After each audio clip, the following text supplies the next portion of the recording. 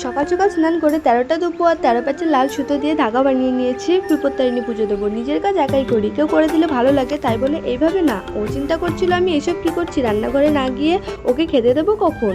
সুতোটা দে, আমায় দে, সুতোটা ছাড় ছাড়। তারপরে ব্লু শাড়িটা পরে খুব সিম্পলভাবে রেডি হয়ে যায়। 13টা ফল, ফুল, মিষ্টি আর ধূপকাঠি, মোমবাতি আর সুতো সব কিছু গুছিয়ে নিয়ে বেরিয়ে পড়ি পুজো দেওয়ার জন্য।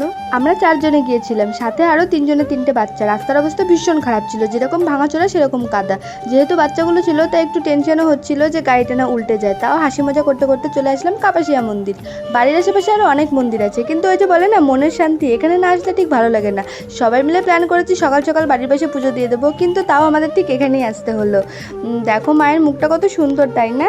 তো তারপরে পুজো শেষে পঞ্চপ্রদীপটা আমাদের কাছে আনতে আনতে আর একটাই সলতে বেজেছিল, জানো তো। প্রায় 1 ঘন্টা লাইন দেওয়ার পরে এই সুতোটা হাতে বাঁধার সুযোগ পেয়েছি। ভাবো তাহলে কতটা ভিড় হয়। আর মন্দিরে সবাই যে কেন ধূপকাঠি মোমবাতি এত ছড়িয়ে ছিটিয়ে রাখে, আজ তো আমার এত ফোসকায় পড়ে গিয়েছিল। জানো তো সারা বছরে আমি ফল আর সবজি খাই না, শুধুমাত্র আজকের দিনটা ছাড়া।